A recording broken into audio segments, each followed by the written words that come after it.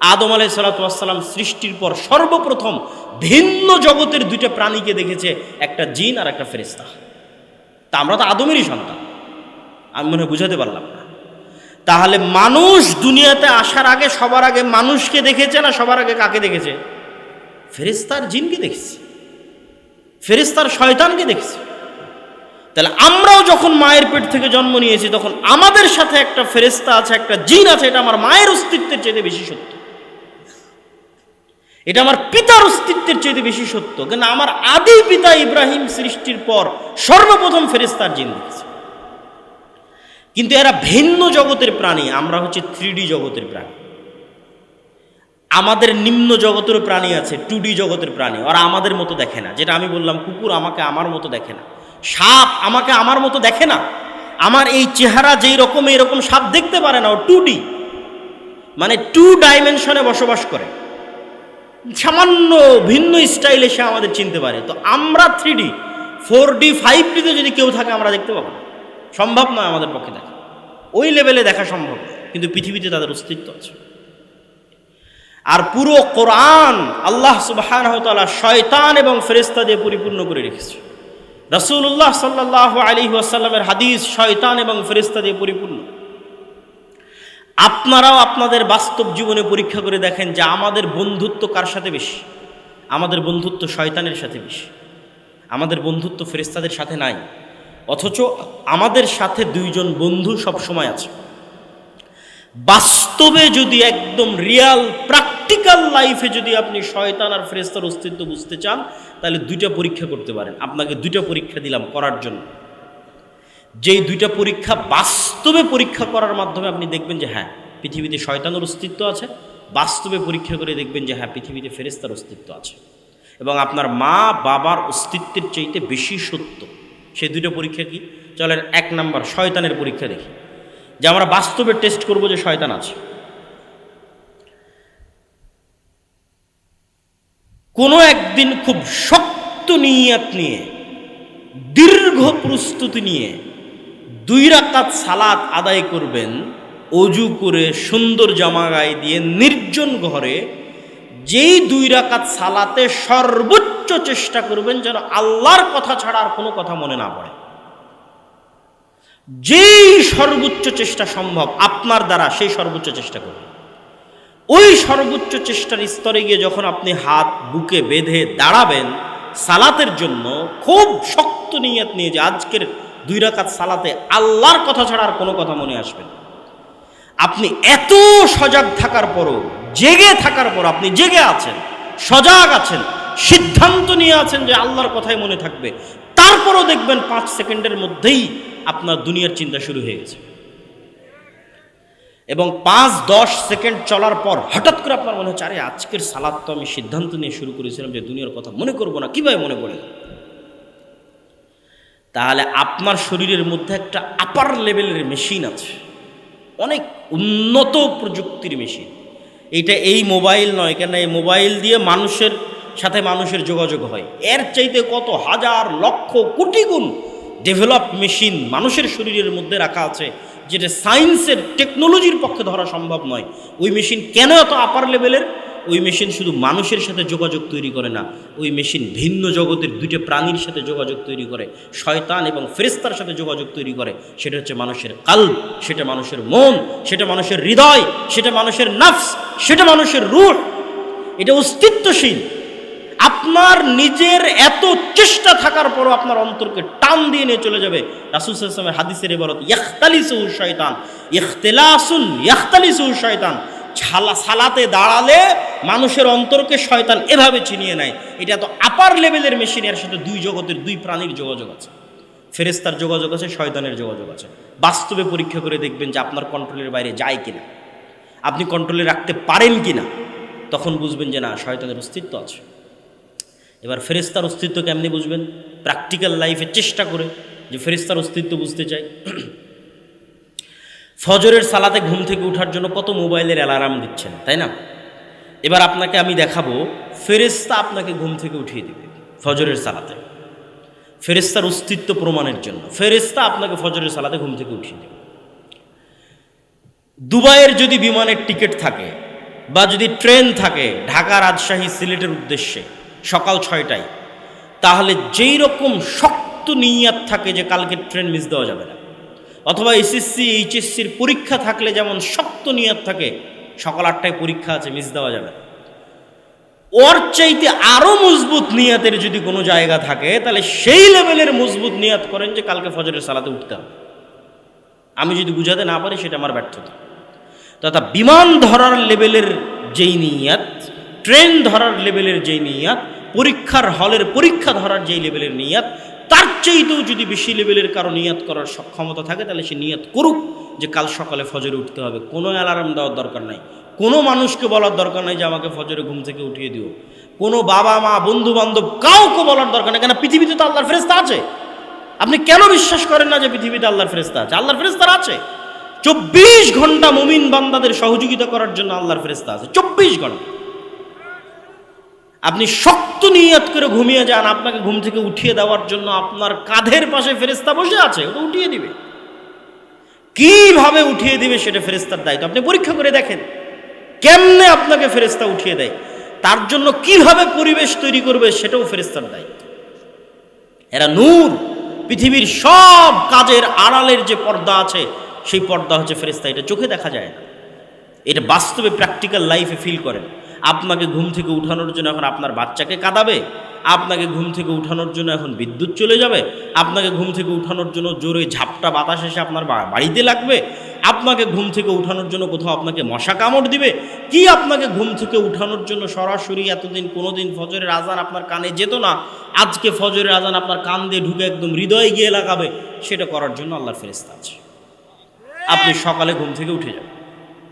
আল্লাহর ফেরেশতার অস্তিত্ব রিয়াল লাইফে যদি অনুভব করতে চান, একটা কাজ দিলেন তো ফেরেশতাদের সাথে বন্ধুত্ব করতে হবে, শয়তানের সাথে না। ফেরেশতাদের সাথে বন্ধুত্ব এবং শয়তানের সাথে বন্ধুত্ব দুটো পরস্পর বিপরীত। কোরআনে হাদিসে এই পরস্পর বিপরীতে পরিপূর্ণ।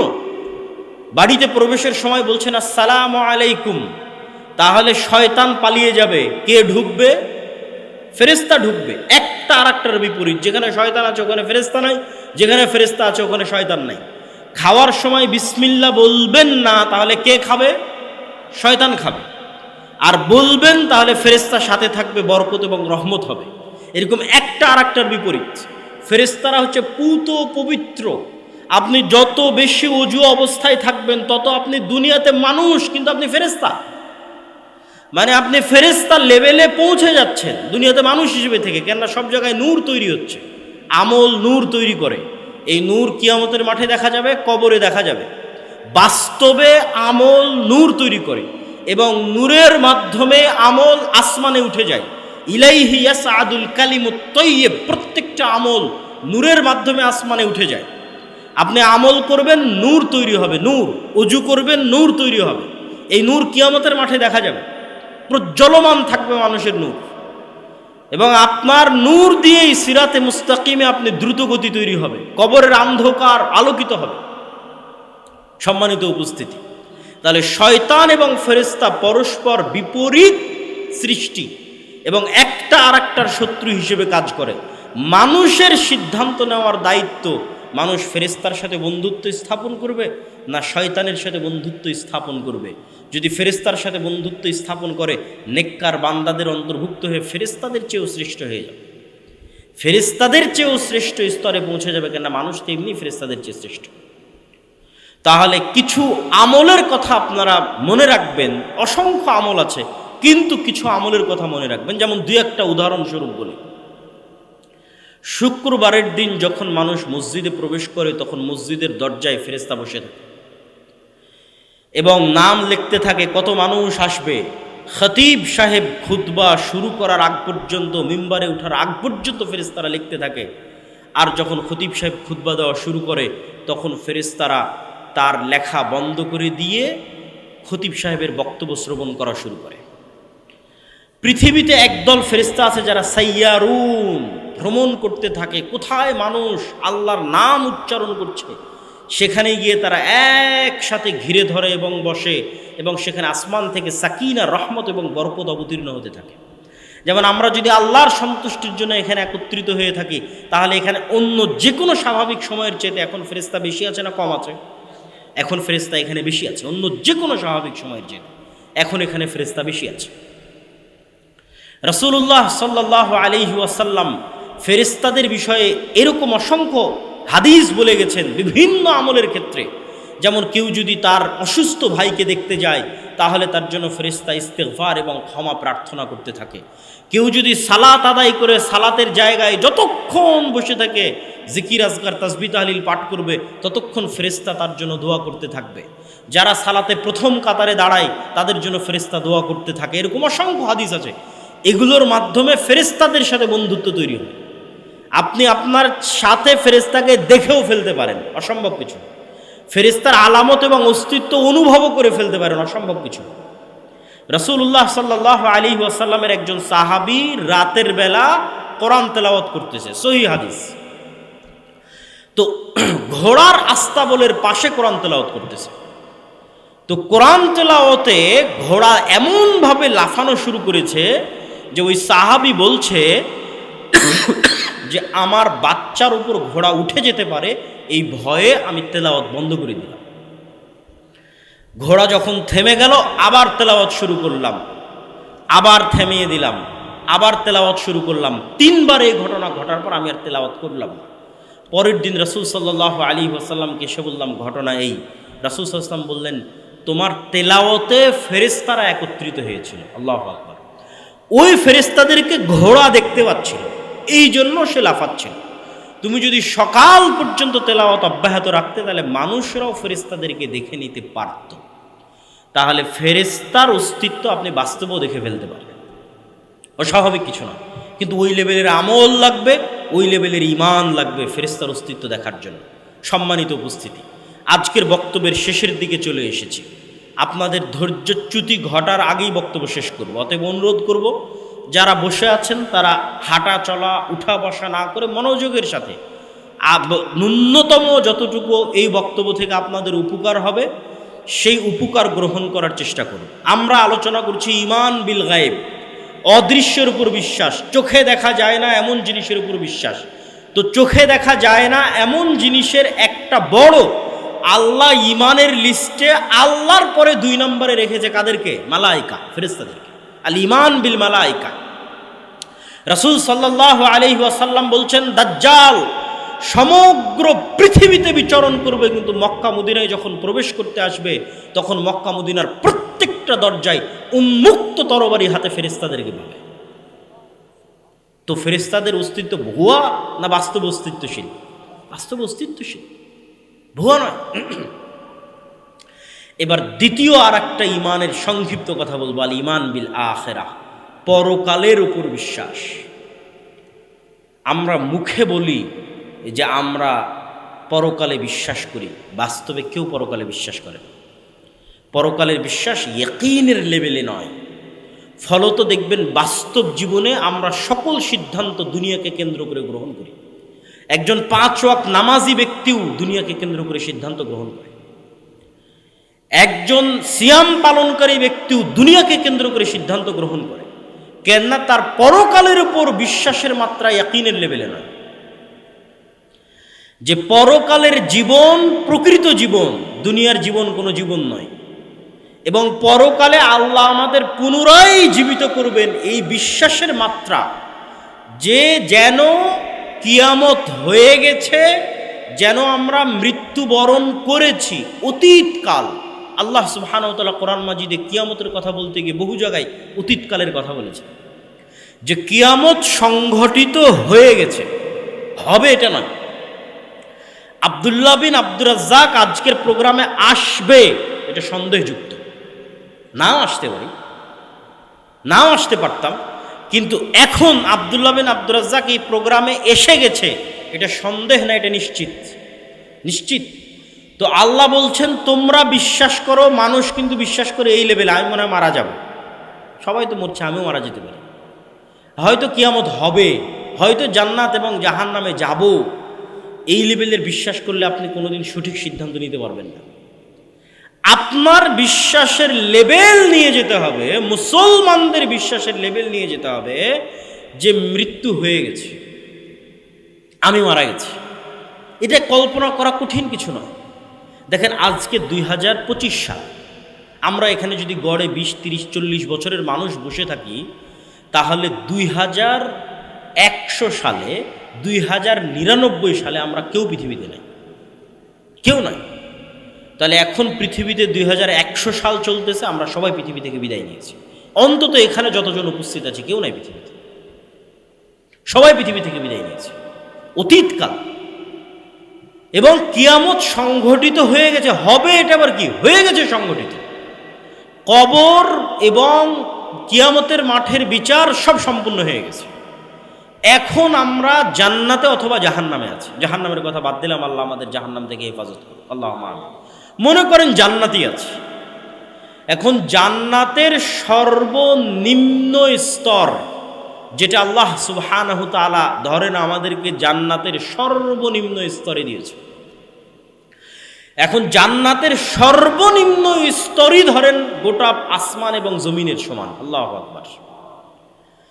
তো জান্নাতের সর্বনিম্ন স্তরে গিয়ে জান্নাতীর আফসোস, জান্নাতের সর্বনিম্ন স্তরে গিয়ে জান্নাতীর আফসোস। পৃথিবীতে আপনি যদি স্তরের পার্থক্য বুঝতে চান, কিভাবে বুঝবেন? যখন ট্রেনে সফর করেন, AC seat, AC berth, non AC, আর একদম স্ট্যান্ডিং টিকিট, দাঁড়ানো, কোনো সিটি নাই। এটা হলো স্তর। একজন টিকিট নিয়েছে দাঁড়িয়ে যাবে, একজন টিকিট নিয়েছে বসে যাবে কিন্তু নন এসি, একজন টিকিট নিয়েছে বসে যাবে কিন্তু এসি, আর একজন টিকিট নিয়েছে শুয়ে যাবে, এসি বার্থ। স্তরভেদ। আপনাদের এখানে পুরো গ্রামে অসংখ্য বাড়ি আছে, কোনো বাড়িতে ফ্যান আছে, কোনো বাড়িতে এসি আছে, কোনো বাড়িতে ফ্যানও নাই, এসিও নাই, কারেন্টও নেই। কোনো বাড়ি মাটির, কোনো বাড়ি পাকা, কারো বাড়ি বড়, কারো বাড়ি ছোট, কারো বাড়িতে টয়লেট আছে, হাই কোমোট, লো কোমোট, অসংখ্য স্তরভেদ। তো দুনিয়ার স্তরভেদের চাইতে জান্নাতের স্তরভেদের পার্থক্য এত বেশি হবে যে জান্নাতের স্তরভেদের কারণে জান্নাতীদের মধ্যে যে আফসোস তৈরি হবে তার একটা স্তরভেদ বলি, সেটা হচ্ছে আল্লাহ সুবহানাহু তাআলার দর্শন। সর্বোচ্চ স্তরের জান্নাতীরা যারা হয়তো মুহাম্মদ সাল্লাল্লাহু আলাইহি সাল্লামের সাথে থাকবে, তারা হয়তো সব সময় আল্লাহর সাথেও থাকবে, তথা আল্লাহ সুবহানাহু ওয়া তাআলাকে সব সময় দেখবে। তারপরের স্তরের জান্নাতীরা হয়তো আল্লাহ সুবহানাহু ওয়া তাআলাকে মাসে দেখতে পারে, সপ্তাহে দেখতে পারে। তারপরের স্তরের জান্নাতীরা হয়তো আল্লাহ সুবহানাহু ওয়া তাআলাকে কয়েক বছরে দেখতে পারে। আর আমরা হয়তো যেই সর্বনিম্ন স্তরে আছি, সেই সর্বনিম্ন স্তরে হাজার বছরে, লক্ষ বছরে হয়তো একবার আল্লাহ সুবহানাহু ওয়া তাআলাকে দেখা যায়। তো হাজার এবং লক্ষ বছরে যখন একবার আল্লাহ সুবহানাহু ওয়া তাআলাকে দেখা যায়, তারপরে যখন আর আল্লাহ সুবহানাহু ওয়া তাআলাকে দেখা যায় না, তখন ওই জান্নাতীর অন্তরে যে আফসোস তৈরি হবে যে দুনিয়াতে যদি আর একটু জিকির করতাম, আর একটু আল্লাহ সুবহানাহু ওয়া তাআলাকে স্মরণ করতাম, তাহলে হয়তো আজকে আরেকটু উপর লেভেলের, আরেকটু উপরের স্তরের জান্নাতে থাকতাম। কল্পনা হবে অতীতকাল। এটা সত্য, এটাই সত্য। কিভাবে সত্য? আল্লাহ সুবহানাহু ওয়া তাআলা যে আপনাকে জীবিত করতে পারবে তার অসংখ্য প্রমাণ আল্লাহ সুবহানাহু ওয়া তাআলা দিয়েছে। এটা যখন আর একদিন এটার উপর বিস্তারিত আলোচনা করব যে পরকাল কেন সম্ভব, কিভাবে সম্ভব, সেই দিন বলবো। আজকে শুধু একটা পয়েন্ট বলি যে পুনরুজ্জীবন সম্ভব, পুনরায় মানুষকে মরার পরে জীবিত করা সম্ভব। তার এক নম্বর প্রমাণ হচ্ছে আল্লাহ মৃত্যুর পর জীবিত করাকে এই আধুনিক যুগ আসার আগেই ডাল ভাতে পরিণত করে দিয়েছে। কিভাবে ডাল ভাতে পরিণত করেছেন? কোরআন খুঁজলে অন্তত 10-এর কাছাকাছি ঘটনা পাওয়া যাবে যেখানে মৃতকে জীবিত করা হয়েছে। আর 2 জন মানুষকে মৃতকে জীবিত করা ডাল ভাতের মতো ক্ষমতা দেওয়া হয়েছে। আরও যদি আপনার কাছে সহজ করে বলি যে আজ থেকে 100 বছর আগে আমার কথা সরাসরি মানুষ আমেরিকা, ইংল্যান্ডে শুনবে, এটা মানুষ পাগল বলবে, যে পাগল বলতেছে। এখন ডাল ভাত হয়ে গেছে। মৃতকে জীবিত করা এই পৃথিবীতে ডাল ভাত হয়ে যাবে। মৃতকে জীবিত করা মানুষের জীবদ্দশায় ডাল ভাত হয়ে যাবে কিয়ামত হওয়ার আগে। মৃতকে জীবিত করা, মানুষ মৃতকে জীবিত করে, আর মানুষ মৃতকে জীবিত করেছে আল্লাহর অনুমতিতেই করবে। আল্লাহ নিজে এই জন্য অনেক মৃতকে জীবিত করার ঘটনা কোরআনে উল্লেখ করেছে, আল্লাহ বাস্তবে করেছে। ইব্রাহিম আলাইহিস সালাতু ওয়াস সালাম বলছে, আল্লাহ মৃতকে পুনরায় জীবিত করবে, এটা তো বিশ্বাস করি, ঈমান বিল আখিরা আছে, পরকাল হবে আছে, ইয়াকিনের স্তরে নাই, ইয়াকিন চাই যে পরকাল হবে। তাহলে ঠিক আছে, তোমাকে ইয়াকিন দিচ্ছি, 4টা পাখি নিয়ে আসো, 4টা পাখি জবাই করে গোস্ত মিক্স করে 4 পাহাড়ে ফেলে দিয়ে ওই 4টা পাখির নাম ধরে ডাকো। ইব্রাহিম আলাইহিস সালাম 4টা পাখি নিয়ে আসলো, 4টা পাখি জবাই করলো, গোস্ত মিক্স করলো, 4টা পাহাড়ে ফেলে দিয়ে পাখির নাম ধরে ডাকলো, পাখি উড়ে চলে আসলো। ইয়াকিন হয়েছে ইব্রাহিম যে আমি মৃতকে জীবিত করতে পারি, ইয়াকিন বাস্তবে চোখে দেখলো যে আল্লাহ মৃতকে জীবিত করতে পারে। মূসা আলাইহিস সালাতু ওয়াস সালামের সাথে একদল মানুষ গেছে তুর পাহাড়ে, আল্লাহকে দেখবে তাই। লান নুমিনা লাক হাত্তা নারাল্লাহ জাহরাতান ফাআখাযাতহুমুস সায়কাতু। তো আল্লাহর নূরের তাজাল্লিতে সব স্পট ডেড, মারা গেছে। মূসা আলাইহিস সালাম বলছে, আল্লাহ বিপদ, এখন যদি মানুষজনের কাছে ফিরে যাই বলবে সবকে মেরে ফেলে দিয়ে এসেছে, জীবিত করে দিই। আল্লাহ বলছেন সুম্মা বা'আথনাকুম, তারপরে এই সমস্ত মৃতদেরকে ওদের চোখের সামনে আবার জীবিত করে দিলেন, মৃতকে জীবিত করে দিলেন। একজন নবী এক গ্রামের পাশ দিয়ে অতিক্রম করতেছে, কোরআনের ঘটনা। তো ওই গ্রাম পুরো বিলীন হয়ে গেছে, গোরস্থান, বিশাল গোরস্থান, বিশাল কবরস্থান। নবী মনে মনে বলছে, নবীর মনের কথা, আল্লাহ কি আসলে মৃত ব্যক্তিকে জীবিত করতে পারবে? এই বিশাল গ্রাম ধ্বংস হয়ে গেছে, কেমনি এদের আল্লাহ জীবিত করবে? তো আল্লাহ স্পট ডেড নবীকে সাথে সাথে মৃত করে দিয়েছে। তখন 100 বছর পর নবীকে জীবিত করেছে। জীবিত করার পর নবীকে বলছে, তোমার খাবারের দিকে তাকিয়ে দেখো, খাবার নষ্ট হয়নি। তোমার ঘোড়ার দিকে তাকিয়ে দেখো, ঘোড়া হাড় গোড় সব শেষ হয়ে হাড় হুড্ডি হয়ে গেছে, সে হাড় হুড্ডির উপর আমি গোস্ত লাগিয়ে ঘোড়াকে জীবিত করে দিলাম। আর তুমি বলো তুমি কতদিন মৃত অবস্থায় ছিলে? বলে আল্লাহ হয়তো 1 দিন অথবা হাফ দিন অথবা 2 দিন 3 দিন। তো বলে না, তুমি 100 বছর মৃত অবস্থায় ছিল। তো এখন 100 বছর মৃত অবস্থায় ছিল, খাবার একটুকু নষ্ট হয়নি, আবার ঘোড়ার হাড়গোড় হয়ে গেছে, আবার নবী বলছে আমি 1-2 দিন ছিলাম। এরকম সেম ঘটনা আসহাবে কাহাফের ক্ষেত্রে ঘটেছে। আসহাবে কাহাফের সূরা কাহাফ পড়লে কেন দাজ্জাল থেকে বাঁচা যাবে, সূরা কাহাফে এরকম 4টে ভয়ঙ্কর ভয়ঙ্কর ঘটনা আছে, যে ঘটনাগুলো দাজ্জাল এবং পরকালের সাথে কানেক্টেড। তো আসহাবে কাহাফে কি হয়েছে, 309 বছর তারা ঘুমন্ত ছিল, এক প্রকার মৃত ছিল, তাদেরকে আল্লাহ জীবিত করেছে। মূসা আলাইহিস সালাতু ওয়াস সালামের যুগে একজন ব্যক্তিকে আরেকজন ব্যক্তি হত্যা করে দিয়েছে। মূসা আলাইহিস সালামের কাছে বিচার নিয়ে এসেছে, মূসা আলাইহিস সালাম আল্লাহর সাহায্য চেয়েছে, আল্লাহ বলছে এইভাবে একটা গরু জবাই করো। বিভিন্ন প্রশ্ন, মূসা আলাইহিস সালাতু ওয়াস সালাম শেষ পর্যন্ত গরু জবাই করলেন, গরুর গোশত মৃত ব্যক্তির গায়ে লাগানো হলো, মৃত ব্যক্তি জীবিত হয়ে বলল উমুক আমাকে হত্যা করেছে। আচ্ছা, এগুলোতে গেল ইন্ডিভিজুয়াল 1টা 2টা হালকা পাতলা ঘটনা। এবার চলে আসে ডাল ভাত। ঈসা আলাইহিস সালাতু ওয়াস সালাম, ডাল ভাত, মৃতকে জীবিত করা, 24 ঘন্টা। উমুক মারা গেছে, গায়ে হাত দিয়ে বিইজনিল্লাহ আল্লাহর নামে জীবিত হয়ে গেল। একটা মাটি নিয়ে এসছে, মাটির তৈরি, মাটি দিয়ে পাখির মতো আকৃতি তৈরি করেছে, বিইজনিল্লাহ ফু দিয়েছে, পাখি হয়ে আকাশে উড়ে চলে গেল। ঈসা আলাইহিস সালাতু ওয়াস সালাম মৃতকে জীবিত করেছেন ডাল ভাতের মতো, এটাই তার মুজিজা, আল্লাহর অনুমতিতে। এবার আপনারা তো দেখছেন গত 100 বছরের সভ্যতা কিভাবে পরিবর্তন হয়ে গেছে, চেঞ্জ হয়ে গেছে সভ্যতা। এরই ধারাবাহিকতায় যখন দাজ্জাল আসবে, তখন দাজ্জালকেও আল্লাহ মৃতকে জীবিত করার ক্ষমতা দিবেন ডাল ভাতের মতো। আল্লাহর সৃষ্টি মানুষ, দাজ্জাল আদমের সন্তান, আল্লাহর সৃষ্টি। ঈসা আলাইহিস সালাতু ওয়াস সালাম আদমের সন্তান, আল্লাহর সৃষ্টি। আল্লাহর অনুমতিতে, আল্লাহর দেওয়া ক্ষমতা ঈসা আলাইহিস সালাম মৃতকে জীবিত করতেন ডাল ভাতের মতো। আল্লাহর দেওয়া ক্ষমতায়, আল্লাহর অনুমতিতে দাজ্জাল কিয়ামতের পূর্ব মুহূর্তে মৃতকে জীবিত করবে ডাল ভাতের মতো। পরকাল এত বাস্তব, মানুষ মৃতকে জীবিত করবে, তো আল্লাহ তো বহু দূরের কথা।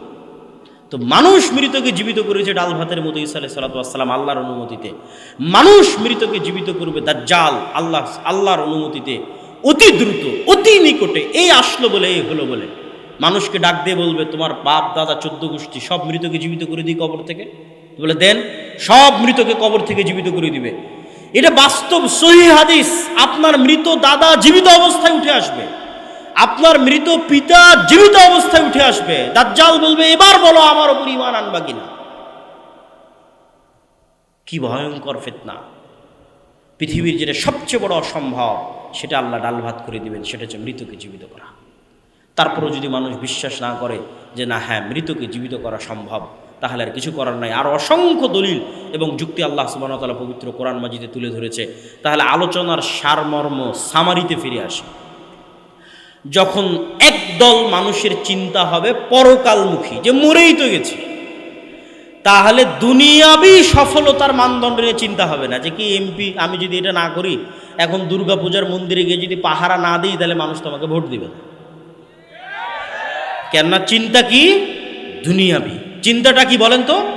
দুনিয়াবি। যখন ঈমান বিল গায়েব ইয়াকিনের স্তরে, যে আল্লাহর ফেরেশতা তো আমার সাথে আছে, দুনিয়া তো কিছুই নয়, পরকাল বাস্তব, যখন শুধু এই দুইটা আকীদা এবং বিশ্বাস ইয়াকিনের লেভেলে চলে যাবে, তখন মানুষ অন্তত আর দিনকে বিক্রি করবে না। না হলে দেখবেন যে এটা এখন বাংলাদেশে বাস্তব ঘটতেছে, যে আপনি ভোটারের মন জয় করার জন্য দিনকে বিক্রি করছেন, আবার ঠিকই যখন ইসকন হিন্দুত্ববাদী তারা যখন মসজিদের ইমামকে পর্যন্ত গুম করে ফেলতেছে, উঠিয়ে নিয়ে যাচ্ছে, তখন সবাই চুপ। কেন চুপ? কেননা এখানে অন্যরা নাখোশ হবে, যারা নাখোশ হলে আমরা ক্ষমতা নাও পেতে পারি। তাহলে আমি বিশ্বাস করে ফেলেছি কি যে ক্ষমতার উৎস তাদের কাছে। আর বিশ্বাস যদি মুসা আলাইহিস সালামের লেভেলের হয়, তাহলে কি বিশ্বাস হবে? যে আল্লাহ যদি মুসার লাঠিকে সাপ করে দিতে পারেন, তাহলে আমার দাবি দাওয়া আমার আদর্শ যদি ঠিক থাকে, তাহলে আমেরিকার পারমাণবিক বোমকে পানি করে দিতে পারে। অসম্ভব কিছু। কেননা মুসলমানদের কাছে পৃথিবীর সবচেয়ে শক্তিশালী জিনিস আছে, সেটা হচ্ছে সাউন্ড টেকনোলজি। এইটা এখনকার বিজ্ঞান এখন পর্যন্ত আবিষ্কার করতে পারেনি, করাও সম্ভব না। সাউন্ড টেকনোলজির কিছু জ্ঞান, ওমা উতীতু মিনাল ইলমি ইল্লা কালিলা, কিছু জ্ঞান আল্লাহ সুলাইমান আলাইহিস সালামকে দিয়েছে। সাউন্ড টেকনোলজি কি কঠিন কিছু না। এই মাইকেরও কথা বুঝার ক্ষমতা আছে, মাইকের জীবন আছে, হায়াত আছে, সে কথা বুঝে। পৃথিবীর প্রত্যেকটা জিনিসের কথা বুঝার ক্ষমতা আছে। আমরা জানি না কি বললে সে বুঝবে। সুলাইমান আলাইহিস সালামকে আল্লাহ শিখাইছিলেন যে গরুকে কি বললে গরু বুঝবে, আর গরু কি বলছে তুমি কেমনে বুঝবে। পিঁপড়া কি বলছে ওইটা তুমি কেমনে বুঝবে, আর তুমি কি বললে পিঁপড়া কেমনে বুঝবে। পাখি কি বলছে তুমি কেমনে বুঝবে, আর তোমার কথা পাখি কেমনে বুঝবে। এই কথা আল্লাহ কাকে দিয়েছিলেন? এই জ্ঞান সুলাইমানকে দিয়েছিলেন। সাউন্ড টেকনোলজির কিছু জ্ঞান আল্লাহ সুলাইমানকে দিয়েছিলেন। সাউন্ড টেকনোলজি কি আরও সারমর্ম করি। আল্লাহ সুবহানাহু ওয়া তাআলা সারা পৃথিবী সৃষ্টি করেছেন কুন ফায়াকুন, সব সৃষ্টি করেন আল্লাহ হাও হয়ে যাও, আওয়াজ দিয়ে। আওয়াজ পৃথিবীর সবচেয়ে পাওয়ারফুল জিনিস হচ্ছে আওয়াজ। আর সমগ্র পৃথিবী আল্লাহ ধ্বংস করে দিবেন আওয়াজ দিয়ে। ইসরাফিল যখন বাঁশিতে ফু দিবে তখন আওয়াজ বের হবে, এই মাইকটাও ওই আওয়াজটা বুঝতে পারবে, এই আকাশ ওই আওয়াজ বুঝতে পারবে, এই সূর্য ওই আওয়াজ বুঝতে পারবে। আওয়াজ বুঝে সূর্য ভেঙে পড়ে যাবে, আকাশ আওয়াজ বুঝে ভেঙে পড়ে যাবে, আওয়াজে ভেঙে চূর্ণ বিচূর্ণ হয়ে যাবে। আওয়াজ হচ্ছে পৃথিবীতে সবচেয়ে পাওয়ারফুল। আর এখন পৃথিবীতে সবচেয়ে পাওয়ারফুল হচ্ছে ওয়েভ, লাইট, আলো। ওই ইরানের বিজ্ঞানীদের হত্যা করা হয়েছে, তারপরে কাতারে হামাসের নেতাদের হত্যা করা হয়েছে শুধু মোবাইল বিস্ফোরণের মাধ্যমে। তথা ইসরায়েল থেকে এমন টপ টেকনোলজির ওয়েভ নির্গত করা হয়েছে, এই মোবাইল সেই ওয়েভটা বুঝে, আমার মোবাইলও বুঝে। ওই ওয়েভ রিসিভ করা মাত্র এই মোবাইল বিস্ফোরণ হয়ে যায়। ওয়েভ রিসিভ করা মাত্র বোঝে। তাহলে ওয়েভ যেমন এই মোবাইল রিসিভ করতে পারে, এই মোবাইল আওয়াজও বুঝে, সেই আওয়াজ আমি জানি না। এই জন্য রাসূল সাল্লাল্লাহু আলাইহি ওয়াসাল্লাম বলছেন, কিয়ামতের পূর্ব মুহূর্তে মুসলমানদের আল্লাহু আকবার আওয়াজে প্রাচীর পড়ে যাবে, আওয়াজে প্রাচীর পড়ে যাবে। আওয়াজ সবচেয়ে মোস্ট পাওয়ারফুল। এই জন্য কোরআন আওয়াজ। কোরআন কার আওয়াজ বলেন তো? আল্লাহর আওয়াজ। আল্লাহ সুবহানাহু ওয়া তাআলার কথার আওয়াজ আছে, সাউন্ড অফ আল্লাহ। আল্লাহ সুবহানাহু ওয়া তাআলার আওয়াজ হচ্ছে কোরআন। তাহলে পৃথিবীর সবচেয়ে শক্তিশালী টেকনোলজি মুসলমানদের কাছে আছে, কিন্তু ওইটার উপর ঈমান ইয়াকিন মুসলমানদের নেই। তখন মুসলমানেরা কম্প্রোমাইজ করতেছে। এই কম্প্রোমাইজের রাস্তা দিয়ে কোনোদিন দিন প্রতিষ্ঠা হবে না। আল্লাহর জমিনে আল্লাহর ঈমান বিল গায়বের উপর ইয়াকিনের মাধ্যমে, কোরআনের প্রত্যেকটা আয়াতের উপর ইয়াকিনের মাধ্যমে বিজয় অর্জন হবে। তাতে শক্তিশালী ব্যক্তি ফেরাউনের চেয়েও যদি শক্তিশালী হবে। আল্লাহ সুবহানাহু ওয়া তাআলা আমাদের কবুল করুক, আল্লাহুম্মা আমিন। আমাদের ঈমানকে আল্লাহ সুবহানাহু ওয়া তাআলা মজবুত করে দিক, আল্লাহুম্মা আমিন। ওয়া আখির দাওয়ানা আনিল হামদুলিল্লাহি রাব্বিল আলামিন। আসসালামু আলাইকুম ওয়া রাহমাতুল্লাহি ওয়া বারাকাতুহু।